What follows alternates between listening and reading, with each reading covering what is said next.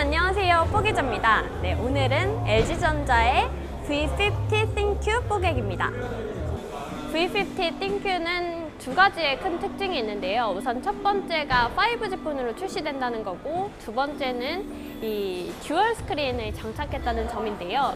이 5G 폰으로 출시된다는 것은 우선 초기인 만큼 좀 성능의 문제들이 좀 발견이 되면서 LG전자에서도 출시 시기를 좀 고려하고 있는 것 같아요. 그래서 출시 시기를 미룬 만큼 5G 폰 성능에 문제가 없도록 좀 출시가 되기를 기대를 해봅니다. 네, 오늘은 듀얼 스크린에 대해서 좀 집중적으로 알아볼 예정인데요. 우선 이게 탈착이 됩니다.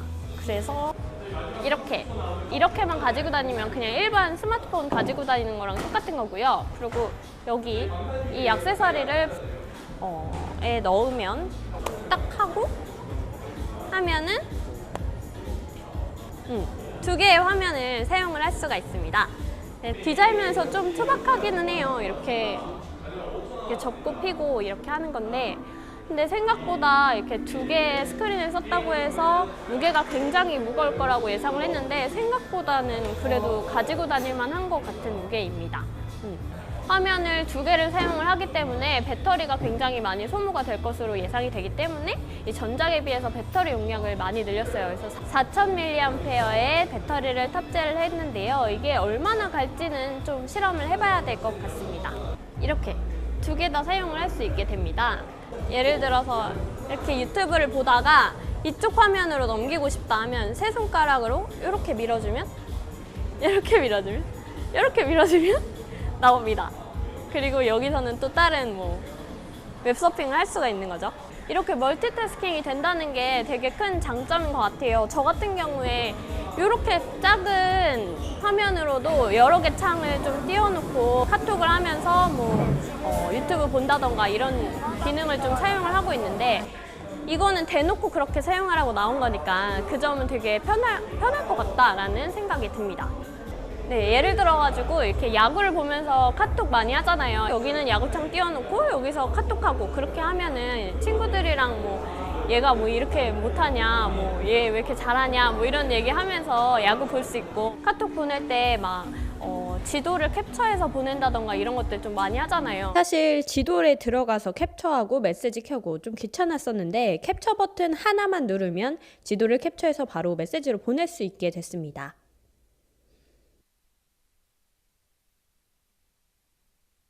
또 좀 생각을 많이 했다라고 느껴졌던 부분은 키보드였는데요. 듀얼 스크린이다 보니 세로보다 가로로 사용하는 경우가 많을 것을 생각해서 가로로 써도 편하게 문자를 입력할 수 있도록 두 가지 키보드를 지원하고 있습니다.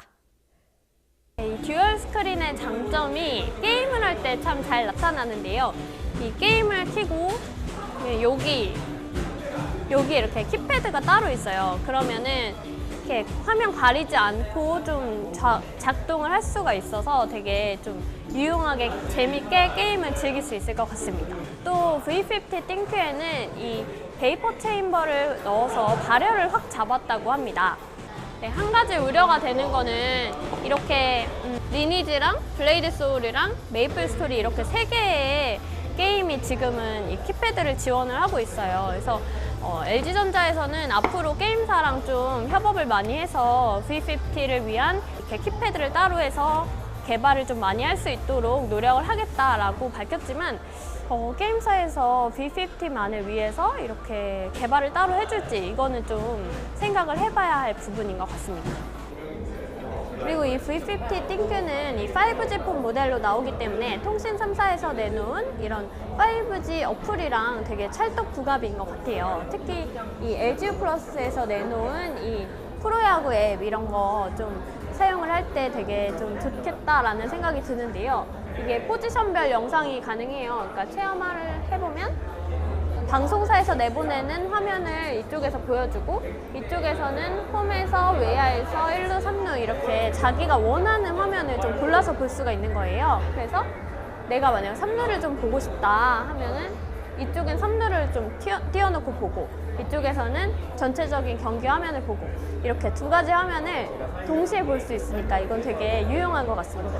이렇게 어플로 구성이 되어 있지 않고, 예를 들어서 월드컵이라던가 뭐 챔스 이런 것들 동시에 두 가지 경기를 보고 싶을 그런 경우들이 많이 있잖아요. 이럴 때도 뭐 두 가지 경기를 한눈에 볼 수 있으니까 되게 재밌게 시청을 할 수 있지 않을까라는 생각. 하지만 조금 아쉬운 점도 좀 말씀을 드리면 한 가지 어플을 양쪽에서 구동하는 건 안 된다고 해요. 그러니까 예를 들어서 유튜브 두 개의 화면을 띄우거나 뭐 이런 건 안 돼요. 그래서 네이버 유튜브 뭐 이런 식으로만 띄울 수 있다고 해서 영상을 어디서 중계를 하는지 이걸 좀 찾아봐야 된다, 이런 불편함은 조금 있는 것 같아요.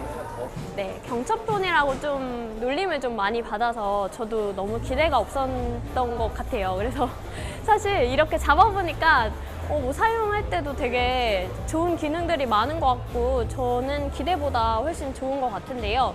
이게 그렇지만 이 폴더블 폰에 비하면 역시 혁신성이 좀 떨어지는 것은 사실입니다.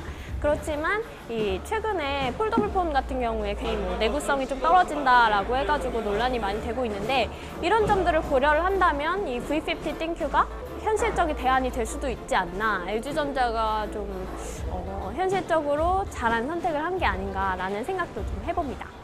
네, 그렇지만 이 콘텐츠 수급의 문제는 좀 문제가 될 수 있다라는 생각은 드는데요. 아까도 좀 살짝 말을 했지만 게임의 경우에 이렇게 V50 띵큐만을 위해서 키패드를 따로 한다던가 이렇게 하려면 게임사에서 따로 좀 개발을 해줘야 돼요. 이런 것들을 해줄 수 있냐, V50 띵큐만을 위해서? 라고 생각을 해본다면 과연 그럴까라는 생각은 좀 듭니다. 네, 마지막으로 가격인데요. V50 띵큐는 119만 9천 원에 출고가 될 예정입니다. 많이 내렸다고 LG전자에서 얘기를 하지만 이거는 소비자가 판단할 몫인 것 같아요. 그래서 이게 이만한 119만 9천 원, 120만 원에 달하는 가치를 할 것인가 라는 거는 여러분들이 판단해 보시기 바랍니다.